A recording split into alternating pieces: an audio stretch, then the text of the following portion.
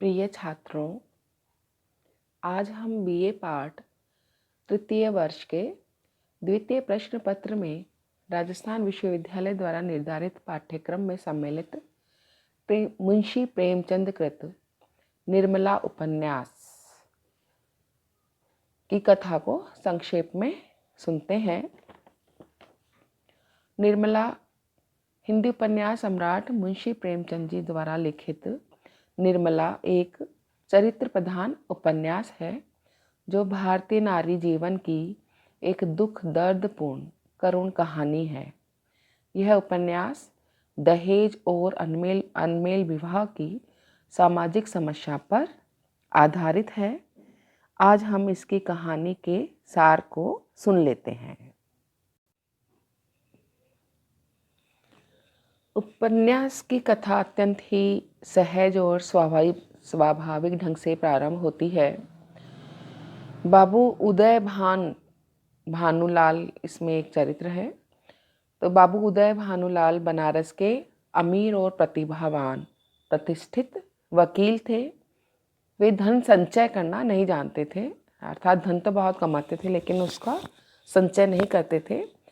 परंतु परिवार के जितने भी लोग हैं उन सबको सब सुविधाएं देना अपना परम कर्तव्य समझते थे।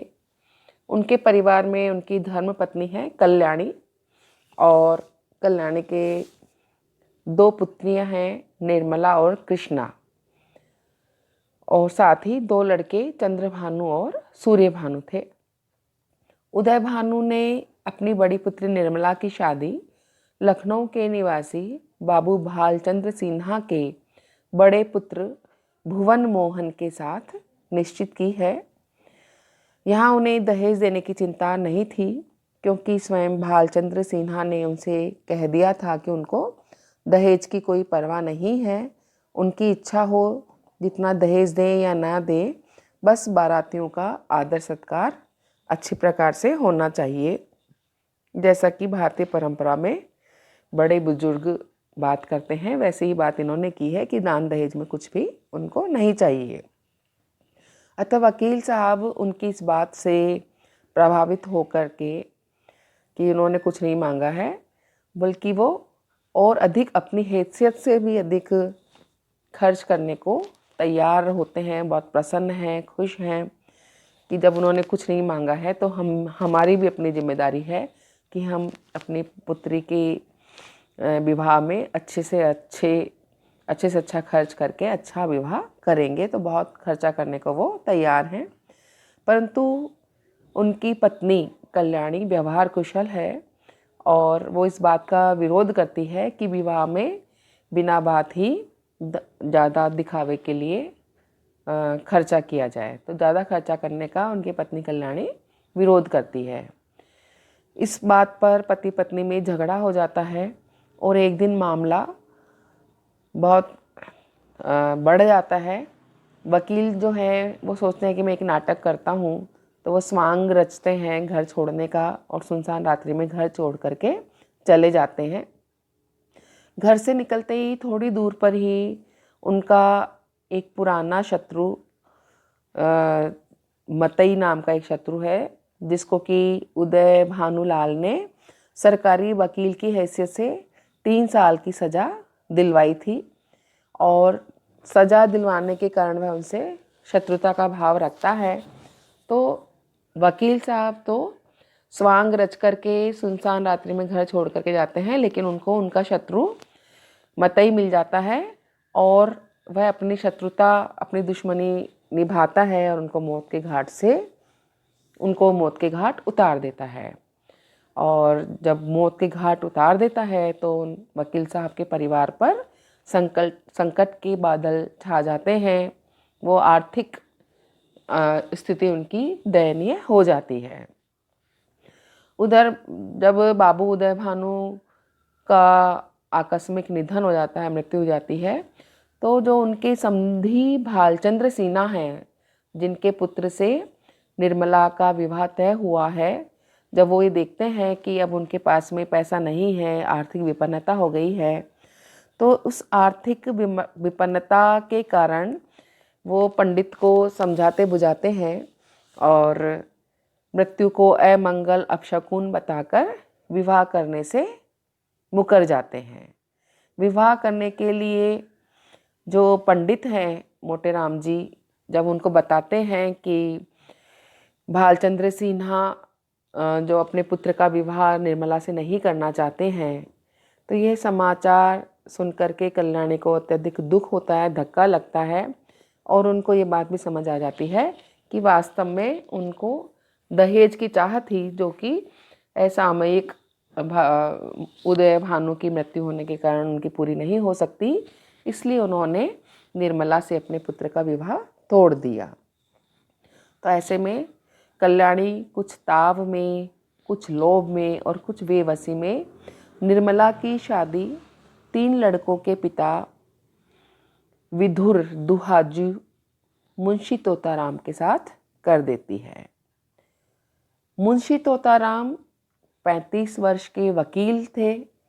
वे अत्यधिक परिश्रमी थे, खूब पैसा था उनके पास में, लेकिन 35 साल के थे तो ऐसे में उनके सिर के बाल पक गए थे, शाम शरीर था, देह में उनके तौंद निकल आई थी, मंदाग्नि और बवासीर जैसी स्वास्थ्य की बीमारियों से वो परेशान थे, शिकायतें थी कई शरीर से उनको।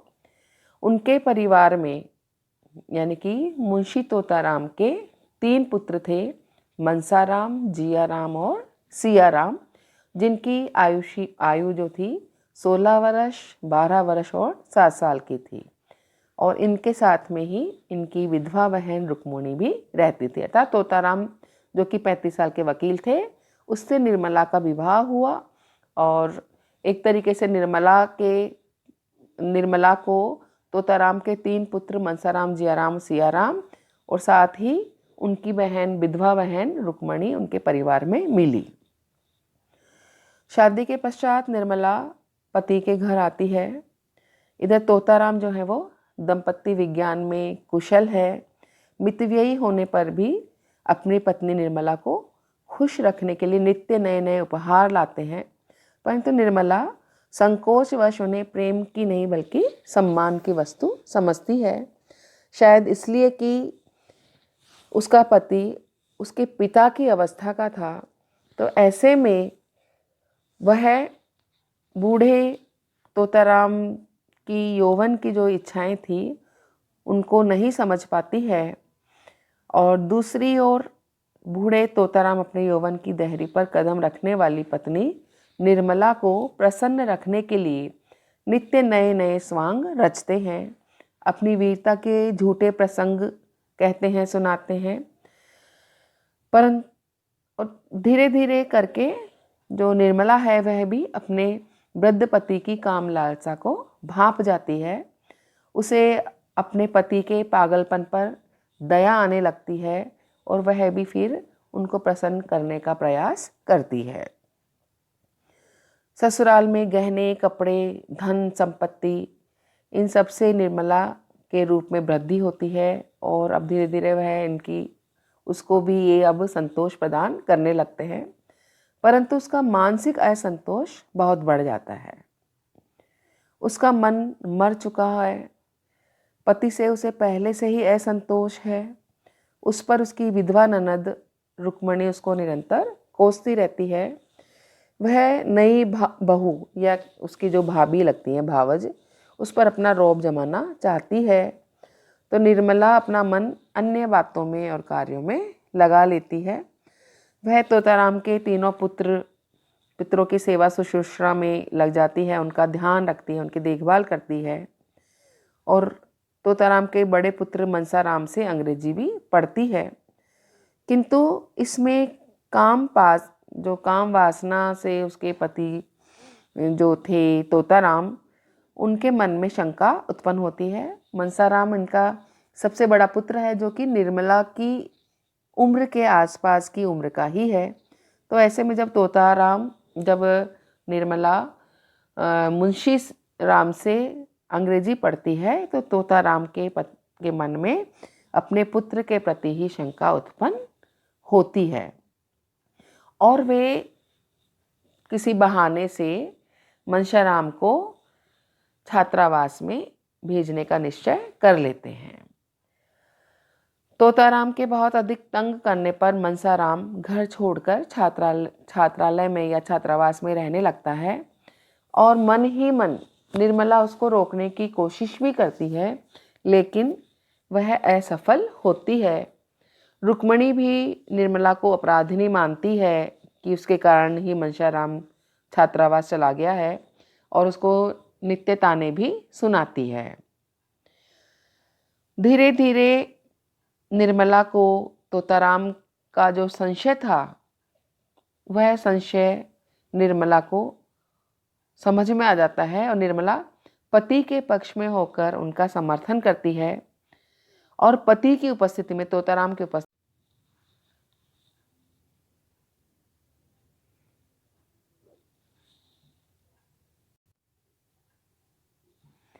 और पति की उपस्थिति में वह अभिनय करती है कि मनशाराम जो है वो उसको पसंद नहीं करती, परंतु मनशाराम का किशोर हृदय है, बहुत भावुक है। वह इस बात को सही समझ लेता है, इस अभिनय को अभिनय ना समझ करके सत्य ही समझता है और वह छात्रावास में जाकर बहुत दुखी, परेशान, चिंतित होता है और बहुत ही दुर्बल हो जाता है। वह इतना चिंता करता है, इतना सोचकर उसको मानसिक परेशानी होती है कि वह बीमार हो जाता है। इतना बीमार हो जाता है कि स्कूल के हेडमास्टर उस मुंशी तोताराम को आदेश देते हैं कि वह अपने पुत्र को छात्रावास से वापस ले जाएं। मुंशी तोताराम मनसाराम को लेने छात्रावास जाते हैं। निर्मला उनको कहती है कि वो मनसाराम को घर ले आए ताकि उसकी सेवा शुश्रूषा करके उसको स्वस्थ किया जा सके। लेकिन जब वो निर्मला कई बार उनको आने के लिए घर लाने के लिए आग्रह करती है मनसाराम को, तो तोताराम का संशय और भी अधिक दृढ़ हो जाता है और वे मनसाराम को घर ना ला करके सीधे हॉस्पिटल ही पहुंचा देते हैं, अस्पताल में भर्ती करवा देते हैं। वहाँ अनेक उपाय करने पर भी मनसाराम अच्छा नहीं होता। उसे वी माता निर्मला के अभिनय की वास्तविकता का रहस्य पता चल जाता है कि क्यों निर्मला उसके समक्ष निष्ठुर रहने का प्रयास कर रही थी, कैसे उसके पिता उसी पर शक कर रहे हैं, संदेह कर रहे हैं। इधर निर्मला भी बीमार पुत्र मनसाराम को देखने के लिए तड़पती रहती है, परंतु तोताराम के मना करने से वह अकेली अस्पताल नहीं जा सकती थी। परंतु जियाराम से मनसाराम के अत्यंत बुरी दशा के समाचार सुनकर वह निर्भीक होकर अस्पताल पहुंच जाती है। उसे देखते ही निर्बल मनसाराम उठ खड़ा होता है और अपनी बीमाता के चरणों में गिरकर उससे क्षमा याचना करता है और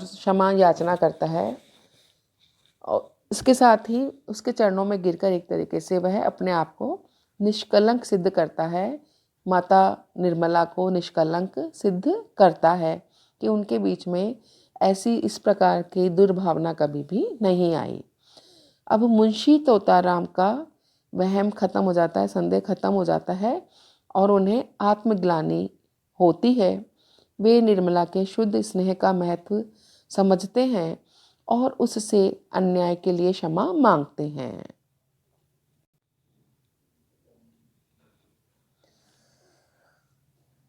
मुंशी तोताराम को आत्मग्लानि होती है, वे निर्मला के शुद्ध स्नेह को समझते हैं, उससे अन्याय के लिए क्षमा मांगते हैं, परंतु अब तो बहुत देर हो चुकी थी। देखते देखते मनसाराम इस क्रूर अन्यायी समाज से हमेशा के लिए विदा ले लेता है। एक तरीके से तोताराम का जो संशय है, उस संशय ने मनसाराम की हत्या कर दी, या कह सकते हैं कि उसको मृत्यु की कगार तक पहुंचा दिया। तो यहाँ पर मनसाराम जो है वो मृत्यु को प्राप्त होता है। इस प्रकार पिता का भ्रम दूर कर मनसाराम मर जाता है, परंतु उसकी बीमारी से डॉक्टर सिन्हा, जो कि मनसाराम का इलाज कर रहे थे, उपचार कर रहे थे, तो डॉक्टर सिन्हा तथा उनकी पत्नी सुधा का निर्मला से गाढ़ा परिचय हो जाता है। डॉक्टर सिन्हा वे ही व्यक्ति हैं जिनसे निर्मला की सगाई पक्की होकर टूट गई थी, लेकिन ये बात निर्मला को और किसी को भी पता नहीं है। निर्मला अपनी सखी को बातों बातों में यह बात बताती है कि डॉक्टर सिन्हा ने दहेज के लोभ मोह से ही उससे शादी के लिए इनकार किया था। अब यहाँ पर निर्मला ये नहीं जानती कि सुधा के पति जो सिन्हा साहब हैं वही उन्हीं से उनके विवाह की बात पक्की हुई थी। ये सिर्फ अपने बचपन की एक बात सुधा से बांट रही है, शेयर कर रही है। उसकी करुण गाथा सुनने के बाद सुधा निरंतर अपने पति को व्यंग्य बाणों से कोसती रहती है। मतलब सुधा को आभास हो गया कि, या विदित हो गया कि निर्मला ही वह लड़की है जिससे कि उसके पति का पहले विवाह होने वाला था और दहेज के कारण उसका विवाह टूट गया। तो ऐसे में वह अपने पति को व्यंग्य बाणों से कोसती रहती है। निर्मला को अपनी छोटी बहन कृष्णा के विवाह की चिंता सताती है। इधर डॉक्टर सिन्हा भी अपनी भूल का प्रायश्चित करते हैं। सुधा के द्वारा वे बिना कुछ दहेज लिए कृष्णा का विवाह अपने छोटे भाई के साथ तय करते हैं। सुधा गुप्त रूप से निर्मला की माता कल्याणी को 500 रुपये भेजकर उनकी सहायता करती है। इधर मुंशी तोताराम पुत्र वियोग से उदास रहते हैं। अब वे कचहरी का काम भी ठीक से नहीं कर पाते, परिणामतः आमदनी कम हो जाती है, उन्हें उधार लेना पड़ता है और जब वो उधार या कर्जा नहीं चुका पाते तो साहूकार उनका मकान नीलाम करवा लेता है।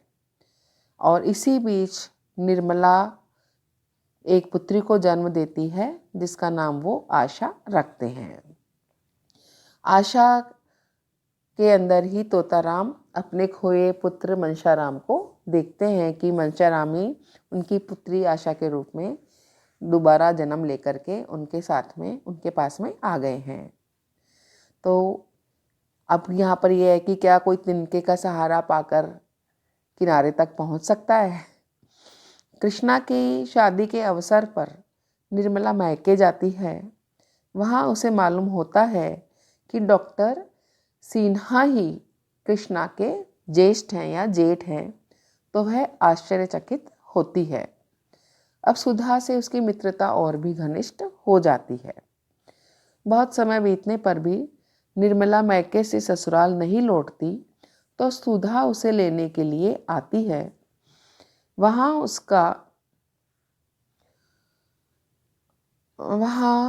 उसका जो पुत्र है, सुधा का जो पुत्र है सोहन, उसको ज्वर हो जाता है, ज्वर में फंस जाता है और असमय ही उसकी मृत्यु हो जाती है। तार देने पर डॉक्टर सिन्हा वहाँ पहुँच जाते हैं। वे सुधा को सांत्वना देते हैं और उसे तथा निर्मला को वापस लेकर लौट जाते हैं। इधर मुंशी तोताराम की स्थिति अत्यंत दयनीय है। उनका मंझला पुत्र जियाराम बुरी संगति में फंसकर उद्दंड हो जाता है। वह इतना उच्छृंखल और धृष्ट है कि अपने वृद्ध पिता को भी ताने सुनाता है। एक रात को वह निर्मला के कमरे में चुपचाप घुसकर उसके गहनों का संदूक उठाकर भाग जाता है। निर्मला उसे देख भी लेती है, परंतु मुंशी जी को कुछ बताती नहीं। इधर चोरी की बात सुनकर मुंशी तोताराम पुलिस में इस बात की FIR दर्ज करवा देते हैं, पुलिस को इत्तला कर देते हैं। पुलिस ने जियाराम को ही चोर बताया, पर निर्मला घर की इज्जत मिट्टी में मिलाना नहीं चाहती थी, अतः उसने पुलिस को थोड़ी बहुत ले देकर या रिश्वत देकर के मामले को शांत कर दिया। लेकिन जियाराम डर के मारे आत्महत्या कर लेता है। जियाराम की आत्महत्या से तोताराम के दिल पर गहरी चोट पहुंचती है। इतना ही नहीं, निर्मला भी अब इतनी सारी चीज़ें देख कर के घर के अंदर आर्थिक परेशानी, मनसाराम की बीमारी से मृत्यु, इधर जियाराम की आत्महत्या, इन सब ने निर्मला को भी हृदयहीन कर दिया है। निष्ठुर हो गई है निर्मला भी। पुत्र शोक में वकील साहब का किसी काम में दिल नहीं लगता, तो आर्थिक तंगी आ गई है। ऐसे में निर्मला पैसे बचाने के लिए अबोध बालक सियाराम से बाजार से सौदे मंगवाती है, बाजार के काम करवाती है। बार बार के बाजार के चक्कर से तथा नित्य ही अपनी सौतेली माँ से प्रताड़ना पाकर सियाराम तंग आ जाता है। इतने में एक बार बनिए की दुकान पर एक साधु से उसकी भेंट हो जाती है, या कहो एक ढोंगी साधु से, पाखंडी साधु से उसकी भेंट हो जाती है। इधर मात्र विहीन सियाराम पर साधु की बात का गहरा असर पड़ता है। परिणामतः एक दिन वह भी घर छोड़कर भाग जाता है उस पाखंडी साधु के साथ में। तलाश करने पर भी सियाराम नहीं मिलता, तो वृद्ध पिता मुंशी तोताराम स्वयं ही पुत्र की खोज में निकल पड़ते हैं।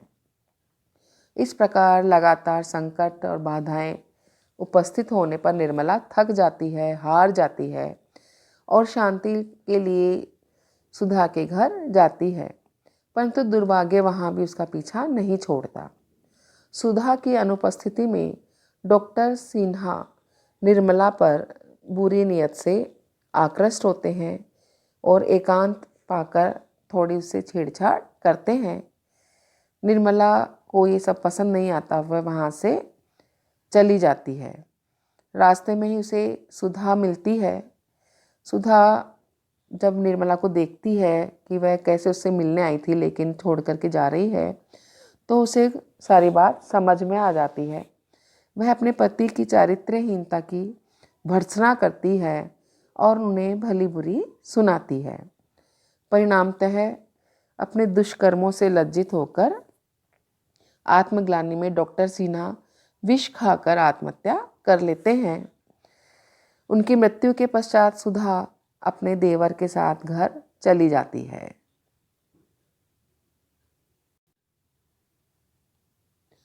दूसरी ओर जब अब भी संकट के बादल छाए हुए हैं, छाए रहने पर निर्मला व्याकुल और चिंतातुर रहती है और बीमार हो जाती है। अपना अंत निकट देखकर उसकी अपनी छोटी पुत्री, छोटी बच्ची जो आशा है, उस आशा को अपनी ननद रुक्मणी के हाथों सौंपकर वह क्रूर समाज से सदैव के लिए विदा ले लेती है, अर्थात निर्मला की भी मृत्यु हो जाती है। मोहल्ले के लोग सब एकत्रित होते हैं। उधर मुंशी तोताराम जो हैं वो अपने पुत्र की खोज में गए हुए हैं, जो अभी तक नहीं लौटे थे।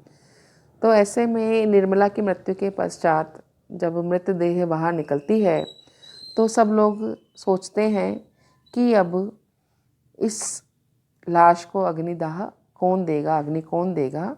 और इतने में ही समाज के सब लोग देखते हैं कि एक बूढ़ा पथिक वहाँ पर उपस्थित होता है, जो कि वास्तव में तोताराम है। तो निर्मला ये जो कहानी है, वास्तव में ये एक चरित्र प्रधान नारी जीवन की दुख दर्द से परिपूर्ण करुण कहानी है। और ये उपन्यास दहेज और अनमेल विवाह की सामाजिक समस्या जो है उस पर आधारित है। तो संक्षेप रूप में निर्मला उपन्यास की यह कथा है। आगे हम इस कहानी का विश्लेषण भी करेंगे। आज के लिए प्रेमचंद की कहानी निर्मला का यहीं पर समापन होता है। धन्यवाद।